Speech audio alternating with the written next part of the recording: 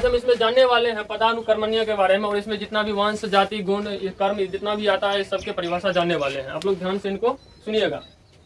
तो पदानुक्रमणीय क्या होता है? वर्गीकरण के जिस प्रक्रिया में सजीवों को अलग अलग इकाई जैसे जाति, वंश, कुल, वर्ग, कर्म, फैलम तथा साम्राज्य के आधार पर, साम्राज्य को हम जगत भी बोलते हैं, क्या बोलते हैं? साम्राज्य के आधार पर वर्गीकृत किया जाता है, जो पदानुक्रमणीय कहलाता है। क्या कहलाता है? कहने का मतलब है, सिंपल भाषा में समझेंगे, जाति, वंश, कुल, वर्ग, कर्म, फैलम तथा साम्राज्य के आधार पर जिसे हम वर्गीकृत करते हैं उसे क्या बोलते हैं? अब देखो इसमें जाति क्या होता है, वंश क्या होता है, कुल क्या होता है, इसके बारे में अच्छा से जानेंगे। अब देखना पहले जाति क्या होता है। जाति जो है, जाति का इंग्लिश होता है स्पेसीज। क्या होता है? एक समान जीवधारियों का वह समूह जिसके सदस्यों के बीच लैंगिक जनन हो। लैंगिक जनन का बात करें तो लैंगिक जनन का अर्थ ये होता है, जो लैंगिक जनन का सिंपल भाषा में समझे तो अपने पीढ़ियों को बढ़ाने का काम करता है। अपने पीढ़ियों को बढ़ाने का काम करता है। लैंगिक जनन का अर्थ ये हुआ जो अपने वंश को बढ़ाएगा, अपने पीढ़ियों को बढ़ाएगा। सिंपल भाषा में समझना है। तो वही बात बोल रहा है, जो लैंगिक जनन संबंध स्थापित करते हुए अपनी पीढ़ियों को आगे बढ़ाते हैं, जाति कहलाता है। क्या कहलाता है वो? जाति। तो जाति किसे कहते हैं? एक समान जीवधारियों का वह समूह जिसके सदस्यों के बीच लैंगिक जनन संबंध स्थापित करते हुए अपने पीढ़ियों को आगे बढ़ाते हैं। क्या कहलाएगा वो? जाति। अब देखो आगे होता है वंश।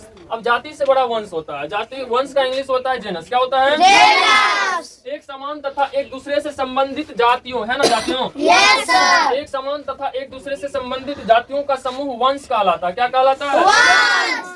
एक समान तथा एक दूसरे से संबंधित जातियों, मतलब जाति से बड़ा वंश है, इसीलिए जातियों का समूह जो है क्या कहलाएगा? वंश कहलाएगा। अब वंश से बड़ा होता है कुल। क्या होता है? कुल। देखो कुल क्या होता है? कुल का इंग्लिश होता है फैमिली। क्या होता है? फैमिली। आपस में समान लक्षण प्रकट करने वाले वंश को कुल कहते हैं। आपस में समान लक्षण प्रकट करने वाले वंश को कुल कहते हैं। आपस में समान लक्षण प्रकट करने वाले वंश को क्या बोलेंगे? कुल। अब देखो कुल से बड़ा होता है हमारा कर्म या गण। कर्म या गण। इसका इंग्लिश होता है ऑर्डर। क्या होता है? ऑर्डर। अब देखो इसको, ये क्या होता है इसके बारे में जानते हैं। समान गुण वाले कुल, है ना, कुल। Yes sir. ऊपर से कुल आया है, कहने का मतलब कुल से बड़ा क्या होगा? गण होगा। कुल से बड़ा गण या कर्म होगा। तो समान गुण वाले कुल कर्म कहलाता है। समान गुण वाले कुल कर्म कहलाता है। इसके अंदर समान गुण है, एक परिस्थिति समान है, उसको हम क्या बोलेंगे? कर्म बोलेंगे। कर्म को दूसरा नाम से क्या बोलते हैं? गण बोलते हैं। क्या बोलते हैं? गण। तो समान गुण वाले कुल कर्म या गण कहलाता है। अब देखो इसके बाद हम जानते हैं जो वर्ग क्या होता है और फैलम क्या होता है। देखो ये दोनों मिलता जुलता है, दोनों का परिभाषा सेम होता है, बस इसमें थोड़ा डिफरेंट होता है, उसको याद रखना है। पहला देखो वर्ग क्या होता है। वर्ग का इंग्लिश क्या होता है? क्लास होता है। समान विशेषता रखने वाले विभिन्न वर्गों के समूह को वर्ग कहते हैं। समान विशेषता रखने वाले विभिन्न वर्गों के समूह को वर्ग कहते हैं। इसी प्रकार से सेम परिभाषा इसका भी है। फैलम, फैलम का हिंदी होता है संघ। क्या होता है? संघ। इंग्लिश भी फैलम ही होता है। समान विशेषता रखने वाले विभिन्न वर्गों के समूह को संघ कहते हैं। फैलम या संघ कहते हैं। क्या बोलते हैं? संघ कहते हैं। यहाँ तक किसी को कोई दिक्कत? तो जिस प्रकार से हम संघ के बारे में जाने थे, संघ से बड़ा होता है आपको साम्राज्य या जगत। क्या होता है संघ से बड़ा? देखो साम्राज्य या जगत जो होता है हमारा वर्ग इकाई का सबसे बड़ा महत्वपूर्ण तत्व होता है। इसके बारे में देखो जानते हैं, इसका इंग्लिश होता है आपको किंगडम। क्या होता है? किंगडम। अब इसका परिभाषा होता है विभिन्न संघों का समूह। विभिन्न संघों का समूह जगत कहलाता है। क्या कहलाता है? विभिन्न संघों का समूह जगत कहलाता है। अब ये जगत जो है सबसे बड़ा इकाई हो जाता है। इसके बाद देखो यह वर्गीकरण का सबसे सर्वोच्च स्तर होता है। वर्गीकरण का सर्वोच्च स्तर का मतलब हुआ सबसे बड़ा स्तर। सबसे बड़ा स्तर। वर्गीकरण की द्विनाम पद्धति क्या होता है, अब इसके बारे में जानते हैं। वर्गीकरण का द्विनाम पद्धति जो है कार्ल लिनियस नाम का एक वैज्ञानिक ने दिया था 1753 ईस्वी में। ये कार्ल लिनियस नाम का वैज्ञानिक ने दिया था, जो स्वीडन का रहने वाला था। कहाँ का रहने वाला था? ऐसी पद्धति जिसमें किसी पादप या जंतु के नाम में दो शब्दों का प्रयोग होता है वर्गीकरण के द्विनाम पद्धति कहलाता है। वर्गीकरण के द्विनाम पद्धति कहलाता है। तो वर्गीकरण के द्विनाम पद्धति होता है ऐसी पद्धति जिसमें किसी पादप या जंतु के नामों में दो शब्दों का प्रयोग होता है। दो शब्दों का प्रयोग होता है, वर्गीकरण के द्विनाम पद्धति कहलाता है। अब इसके बारे में देखो, इस पद्धति का शुरुआत सन 1753 ईस्वी में हुआ था। कब हुआ था? स्वीडन के रहने वाले वैज्ञानिक जो था कार्ल लिनियस ने इसका किया था शुरुआत। कौन किया था? Karl Linnaeus. और कार्ल लिनियस का प्रसिद्ध रचना है, प्रसिद्ध रचना मतलब ये जो किताबें लिखा है, इसका नाम है तुमको स्पेसीज प्लांटेरम। क्या नाम है इसका? इसमें इसका वर्णन किया, ये वर्गीकरण के द्विनाम पद्धति का वर्णन इसी का स्पेसीज प्लांटेरियम नाम के पुस्तक में किया है। कौन किया है? कार्ल लिनियस 1753 में। चलो, स्वीडन का रहने वाला है। अब आगे देखो, नामकरण के इस द्विनाम पद्धति के अनुसार प्रत्येक जंतु या पौधों का नाम दो शब्दों के द्वारा बनाया जाएगा।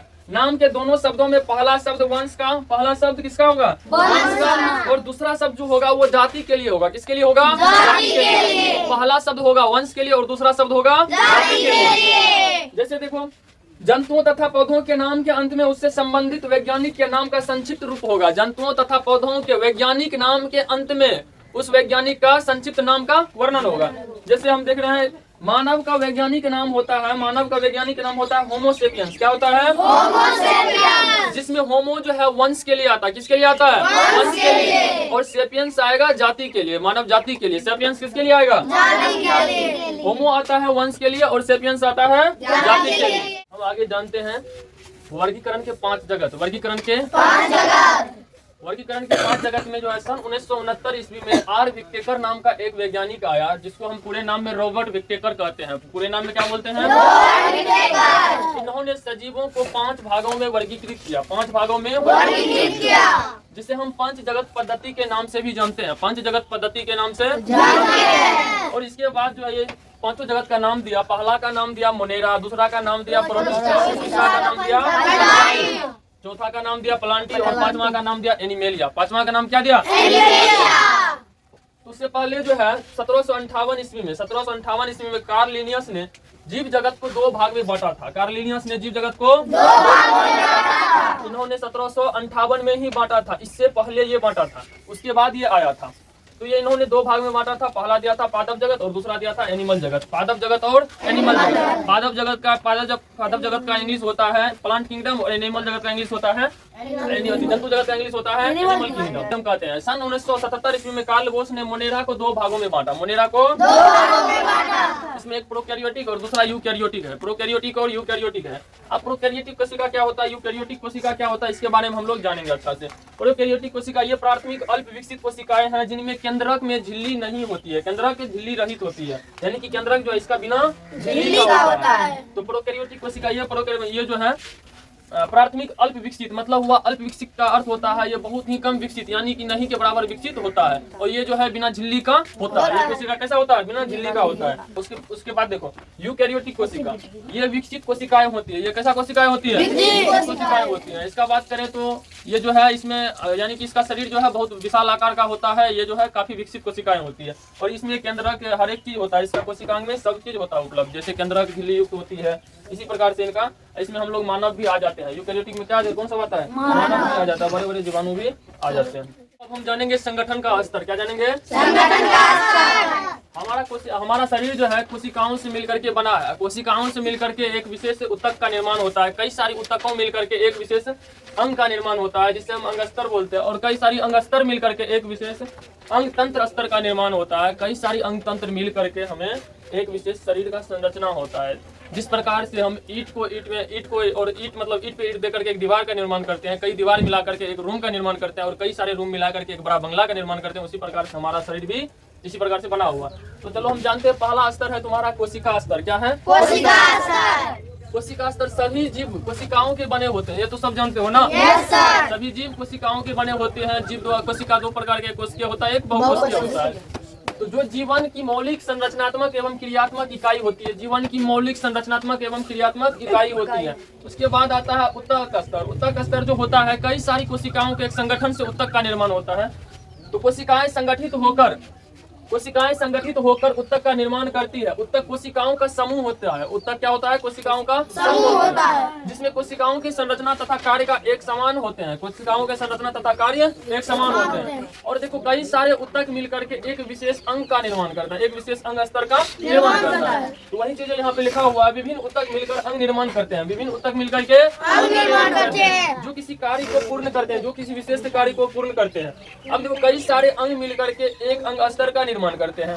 विभिन्न अंग मिलकर के अंग तंत्र का निर्माण करते हैं, जो जटिल बहुकोशिकीय जीवों में विभिन्न जैव क्रियाएं होती है। विभिन्न जैव क्रियाएं होती है। इस प्रकार से हमारा पाचन तंत्र है। पाचन तंत्र जो है हमारा शुरू फर्स्ट में जैसे मेरा एक जैसे मुख हो गया पहला अंग, उसके बाद ग्रासनली हो गया, उसके बाद एपिग्लोटिस, उसके बाद आमाशय आता है, छोटी आंत, बड़ी आंत, ये सब एक विशेष अंग हुआ। और ये विशेष अंग मिलकर के एक पूरे अंग तंत्र स्तर का निर्माण करता है। ये सब विशेष अंग मिलकर के एक पूरे अंग तंत्र स्तर का निर्माण करता है। मतलब मुख में भोजन डालने से लेकर के पाचन होने तक एक विशेष मतलब अंग से होकर गुजरता है, जो पूरे अंग को बोलेंगे हम अंग तंत्र स्तर। इस प्रकार से कई सारी अंग तंत्र स्तर मिलकर के हमारा शरीर का निर्माण करता है, हमारा शरीर के संरचना का निर्माण करता है। अब देखो विभिन्न अंग मिलकर के अंग तंत्र का निर्माण करते हैं, जो जटिल बहुकोशिकीय जीवों में विभिन्न जैव क्रियाएं होती है। इस जैसे हो गया पाचन तंत्र। पाचन तंत्र भोजन के पाचन का कार्य करता है। अब देखो शरीर का संरचना, कई अंग तंत्र मिलकर शरीर की संरचना करता है, कई अंग तंत्र मिलकर के शरीर की संरचना करता है। अब शरीर की संरचना करता है, ये तो हम समझ गए। अब मेरा शरीर पूरे बन गया तो अब एक विशेष कार्य को करेगा। आगे इस प्रकार से ये दो प्रकार के होते हैं, एक होता है एक कोशिकीय, दूसरा होता है बहुकोशिकीय। एक कोशिकीय के अंदर एक कोशिका वाले जीव जंतु आएंगे और बहुकोशिकीय के अंतर्गत बहुत सारे कोशिका वाले जीव जंतु आएंगे। यहाँ तक किसी को दिक्कत समझने वाले हैं एक कोशिकीय जीव क्या होता है और बहुकोशिकीय जीव क्या होता है। चलो पहले हम देखते हैं एक कोशिकीय जीव। ऐसे जीव जो एक ही कोशिका के बने होते हैं, ऐसे जीव होते हैं ये जो एक ही कोशिका का बना होता है। इसमें तुम्हारा जैसे अमीबा हो गया, पैरामीशियम हो गया, यीस्ट हो गया, ये सब एक ही कोशिका का बना होता है। लेकिन सारा काम जो है इसके अंदर जो है भोजन पाचन जो भी क्रिया प्रक्रिया है सब इसके अंदर एक ही कोशिका के अंतर्गत होता है। इसके अंदर एक ही कोशिका होता है, जो सारा कार्य एक ही कोशिका के अंतर्गत होता है। उसके बाद देखो बहुकोशिकीय जीव क्या होता है। ऐसे जीव जो एक से अधिक कोशिकाओं से बना होता है, एक से अधिक कोशिकाओं से बना होता है। जैसे हो गया इसमें मानव हो गया, पेड़ पौधा हो गया, जीव जंतु जितना भी है, पशु पक्षी, सब बहुकोशिकीय के अंतर्गत आएगा। किसके अंतर्गत आएगा? बहुकोशिकीय के अंतर्गत आएगा। तो ये एवं विभिन्न कार्य विभिन्न कोशिकाओं समूह द्वारा किए जाते हैं। बहुकोशिकीय जीव जो होता है इसका विभिन्न कार्य जो है विभिन्न कोशिकाओं के द्वारा किया जाता है। जैसे हम भोजन करते हैं तो उसके लिए एक अलग अंग पाचन तंत्र का सिस्टम बना हुआ, जिसके द्वारा जो है भोजन का पूरे प्रक्रिया पाचन होता है। इसी प्रकार से हाथ है तो हाथ का कुछ अलग कार्य है, उठाने का, पकड़ने का, पैर है चलने का। तो हमारे कहने का मतलब ये हुआ बहुकोशिकीय जीव का जितना भी कोशिकांग है एक विभिन्न कार्य के लिए बनाया गया है, एक विभिन्न कार्य को करता है। अब इस प्रकार से देखो भोजन प्राप्त करने का तरीका। भोजन प्राप्त करने का तरीका में हमको समझना है, जो स्वपोषी होता है एक परपोषी होता है। यानी कि जीव भी होता है तो दो प्रकार का होता है, एक स्वपोषी होता है, दूसरा परपोषी होता है। अब स्वपोषी क्या होता है, परपोषी क्या होता है, इसको जानते हैं। स्वपोषी का मतलब ये हुआ जो जीव या जो भी जीव जंतु अपना भोजन स्वयं बनाता हो, अपना भोजन स्वयं बनाता हो, स्वपोषी कहलाएगा। और जो जीव जंतु अपना भोजन स्वयं न बनाकर किसी अन्य जीव पर निर्भर करता हो, किसी अन्य जीव पर निर्भर करता है, उसे हम परपोषी कहेंगे। स्वपोषी में जितना भी पेड़ पौधा आता है वो सब अपना भोजन सूर्य के प्रकाश के द्वारा प्रकाश संश्लेषण के माध्यम से बनाता है। उसमें हरित लवक पाया जाता है जिसमें वो भोजन अपना बना पाता है, जिसको इंग्लिश में हम लोग बोलते हैं क्लोरोफिल। क्लोरोफिल के कारण ही पेड़ पौधा जो है अपना भोजन बना पाता है। तो पेड़ पौधा जो है ये सब आ जाएगा स्वपोषी के अंतर्गत। और मानव जीव जंतु जितना भी जानवर है वो किसके अंतर्गत आएगा? परपोषी के अंतर्गत आ जाएगा। तो इसमें जो है समझ में आ गया ना सबको? वे जीव जो अपना भोजन स्वयं प्रकाश संश्लेषण के द्वारा बनाता हो तो स्वपोषी हो जाएगा पेड़ पौधा जैसे में। और परपोषी वे जीव जो अपना भोजन स्वयं न बनाकर किसी दूसरे जीव पर जंतु पर निर्भर करता हो उसे हम परपोषी कहते हैं। जैसे जीव जंतु, मानव, जानवर, ये सब हो गया परपोषी। तो हम नेक्स्ट क्लास में हम पढ़ने वाले हैं पादप जगत का प्रकार। इसमें आज हम जानेंगे पादप जगत के 5 भागों में जो विभाजित किया था आर विटेकर नाम का वैज्ञानिक ने सन 1969 ईस्वी में। आज उसी के बारे में हम डिटेल से जानने वाले हैं। तो चलिए पहले हम जानते हैं जो पादप जगत का वर्गीकरण, जिसका इंग्लिश होता है 5 किंगडम होता है। जिसमें देखो 1769 ईस्वी में आर विटेकर नाम का एक वैज्ञानिक आया और इन्होंने जो है पादप जगत को 5 भागों में विभाजित कर दिया। जिसमें पहला होता है तुम्हारा मोनेरा, उसके बाद दूसरा होता है प्रोटिस्टा, तीसरा होता है फंजाई और चौथा होता है प्लांटी, पांचवा होता है animalia. Monera, protista, fungi, Plantae और एनिमेलिया। अब इसके अनुसार हम जानते हैं जो पहला मोनेरा क्या होता है। मोनेरा के बारे में जानेंगे, मोनेरा कौन सा जीवाणु होता है, क्या होता है, इसके बारे में क्या महत्वपूर्ण तथ्य होता है, इसके बारे में हम अच्छा से डिटेल से जानते हैं। तो पहला होता है मोनेरा। इस जगत में सबसे प्राचीन, सरल तथा प्रोकैरियोटिक सूक्ष्म जीवों को सम्मिलित किया गया। इसका अर्थ ये हुआ, जो प्रोकैरियोटिक का अर्थ होता है ये एक कोशिकीय होता है, एक कोशिकीय जीव इसमें आएगा और ये जो है बहुत पुराना जीव होता है। यानी कि इस जगत में जो है सबसे प्राचीन और सरल तथा प्रोकैरियोटिक सूक्ष्म जीवों को सम्मिलित किया गया है। सूक्ष्म जीव कहे तो सबसे छोटा जीव, जिसे हम नंगी आंखों से भी नहीं देख सकते हैं। इसको देखने के लिए हम जो है माइक्रोस्कोप का यूज करते हैं। इसी प्रकार से इसका कुछ और महत्वपूर्ण तथ्य है, इसके बारे में हम लोग जानते हैं। तो ये सर्वव्यापी होते हैं एवं प्रतिकूल वातावरण में भी पाए जाते हैं। सर्वव्यापी का अर्थ ये हुआ जो ये हर एक मतलब सभी समय, यानी कि सर्वव्यापी का अर्थ होता है जो सभी जगह ये पाया जाता है, हर एक समय यानी कि हर एक जगह और हर एक वातावरण में पाया जाता है, किसी भी वातावरण में ये रह सकता है। उसके बाद है इस जगत के जीव पोषण की दृष्टि से स्वपोषी व परपोषी दोनों होते हैं। अब स्वपोषी क्या होता है, परपोषी क्या होता है, इसके बारे में हम पीछे भी जान चुके हैं, अभी भी हम जानने का प्रयास करते हैं। स्वपोषी का अर्थ ये होता है जो जीव अपना भोजन स्वयं बनाता है, जो जीव अपना भोजन स्वयं बनाता है, जो जीव अपना भोजन स्वयं बनाएगा तो उसमें सबसे पहला बात है जो वो क्लोरोफिल पाया जाएगा। उसमें क्या पाया जाएगा, क्लोरोफिल। क्योंकि हम जानते हैं कि पेड़ पौधा एक ऐसा जंतु जीव होता है जो अपना भोजन स्वयं बनाता है, और जिसमें क्लोरोफिल पाया जाता है वही जीव अपना भोजन स्वयं बना सकता है। यह चीज भी हमको याद रखना जरूरी है। तो जब ये अपना भोजन स्वयं बनाएगा तो इसमें क्लोरोफिल पाया जाएगा, पहला बात। और जो जीव दूसरा यानी कि दूसरे पर निर्भर करेगा, परपोषी का अर्थ ये होता है जो जीव दूसरे पर निर्भर करेगा, अपना भोजन के लिए दूसरे पर निर्भर करेगा, वो परपोषी कहलाएगा। जैसे मानव भी है, मानव परपोषी होता है और पेड़ पौधा स्वपोषी होता है। इसी प्रकार से ये जो है मोनेरा नाम का जगत का जो है जीव होता है, ये स्वपोषी भी कुछ होते हैं और कुछ परपोषी भी होते हैं। उसके बाद है तीसरा तथ्य है, इसमें पाई जाने वाले जीवाणु जैसे नील हरे सवाल, उसके बाद साइनोबैक्टीरिया और माइकोप्लाज्मा इत्यादि पाई जाती है। इसमें इत्यादि आते हैं, यही सब जो है नील हरित सवाल, साइनोबैक्टीरिया और माइकोप्लाज्मा नाम का जीवाणु सब इसमें आता है, मोनेरा जगत में आता है, जो कि आपको स्क्रीन पे दिख रहा होगा। उसके बाद देखो इसके जीवाणु के अनेक रूप होते हैं। इसका जो आकार होता है, कई जीवाणु का अलग अलग आकार के होते हैं। जैसे काकोई नाम का जीवाणु होता है, कोकाई नाम का जीवाणु होता है, ये गोलाकार होता है। किस प्रकार का होता है, गोलाकार। इसका शेप जो होता है एकदम गोलाकार होता है। उसके बाद है बेसिलस, बेसिलस नाम का जो जीवाणु होता है, इसका शेप दंडाकार होता है। दंडाकार बोले तो दंडाकार का अर्थ ये होता है जैसे ये मार्कर है, मार्कर एक तरह लंबाई तरह से है, इसमें लंबाई है ज्यादा मोटाई नहीं है, दंडाकार है ना। Yes sir. इस प्रकार से इसका आकार जो है दंडाकार होता है। इंग्लिश में इसको बोल सकते हैं रोड शेप। क्या बोल सकते हैं, रोड शेप। उसके बाद देखो एस्पाइरिला नाम का एक जीवाणु होता है, ये जो मोनेरा जगत में आता है, ये कोमा आकार का होता है। कोमा आकार का बात करें तो कोमा कुछ इस प्रकार से होता है, थोड़ा मुड़ा हुआ होता है हल्का सा, इस कोमा आकार का वो जीवाणु होता है एस्पाइरिला। इसी की तरह ये सब जीवाणु दिखता है। अब देखो मोनेरा जगत में मोनेरा जगत जो एक कोशिकीय होता है, और इसमें जो है क्या पाया जाता है क्या नहीं पाया जाता, इसके बारे में हम लोग अच्छा से जानते हैं।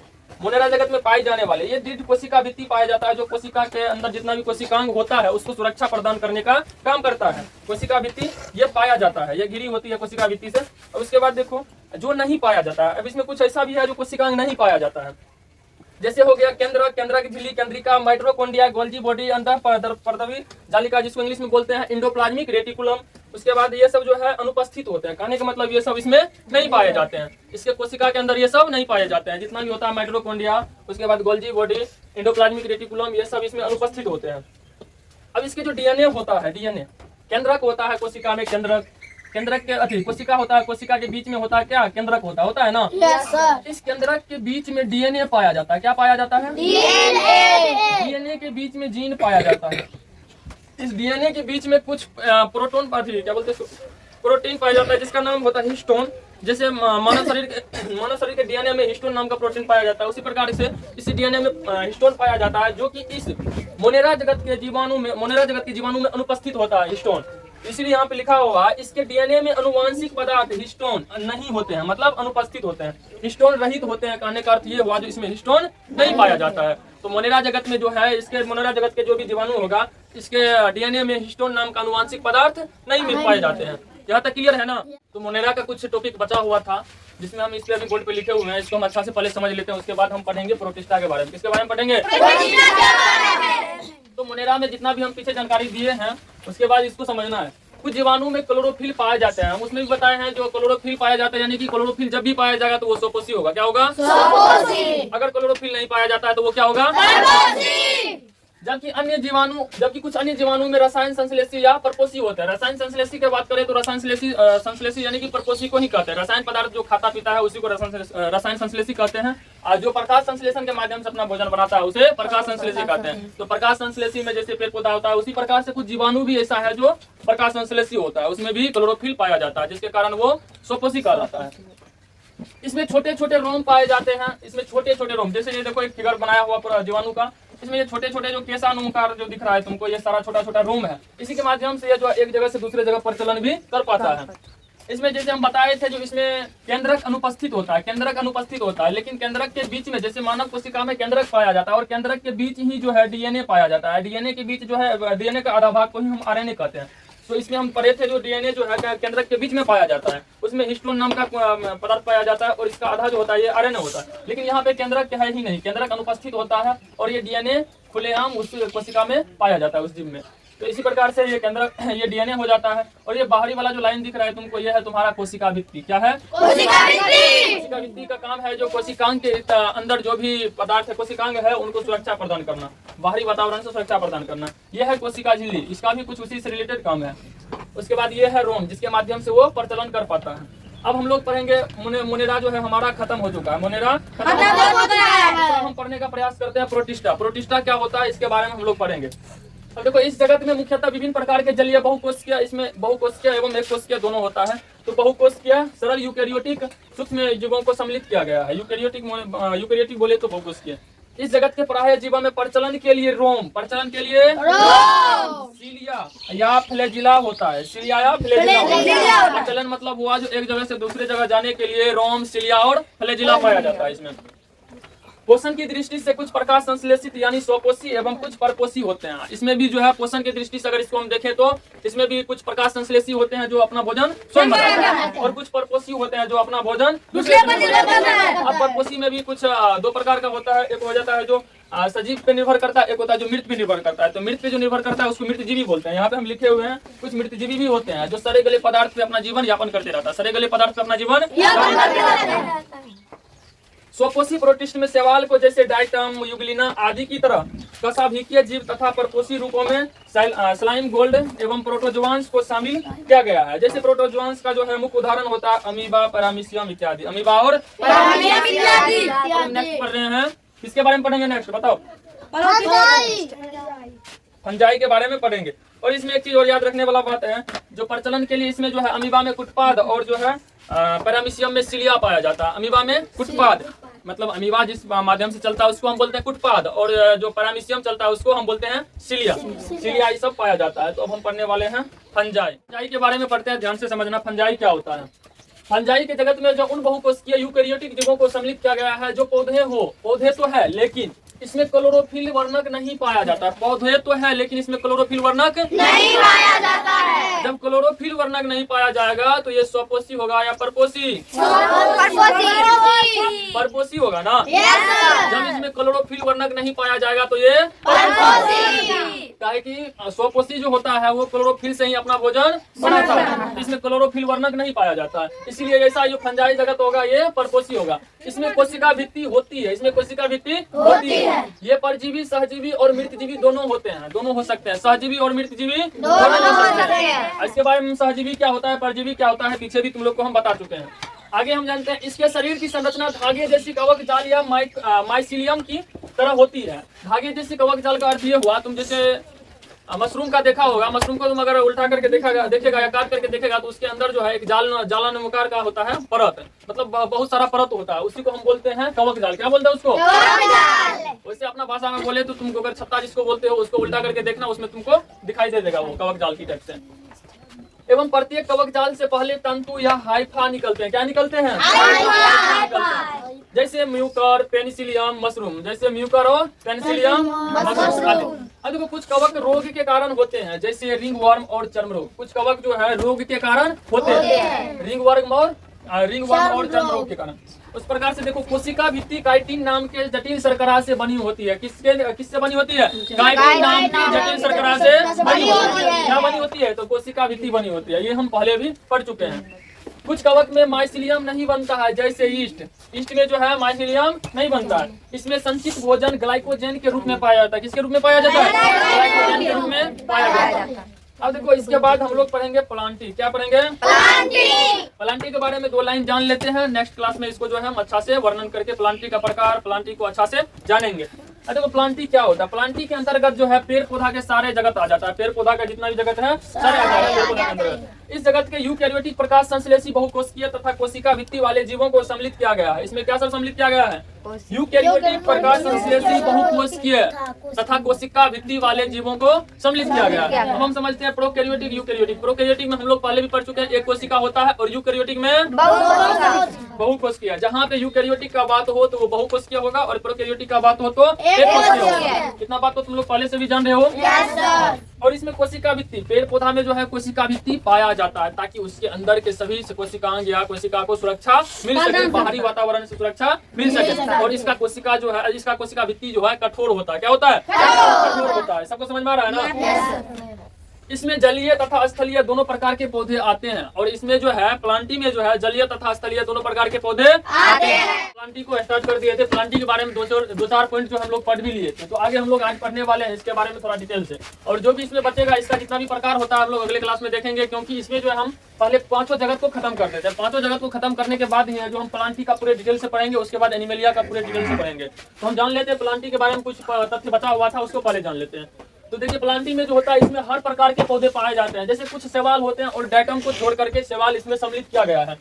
ये स्वपोषी होते हैं क्योंकि क्लोरोफिल की उपस्थिति में अपना भोजन ये स्वयं बना लेते हैं। जब जिसमें क्लोरोफिल पाया जाएगा, प्लांटी का मतलब ही हुआ पादप जगत। पादप जगत कहने का अर्थ हुआ पेड़ पौधा। पेड़ पौधा जो होता है अपना भोजन स्वयं बनाता है, क्योंकि उसमें क्लोरोफिल पाया जाता है, पर्णहरित पाया जाता है, जो सूर्य प्रकाश से अपना भोजन स्वयं बना लेता है।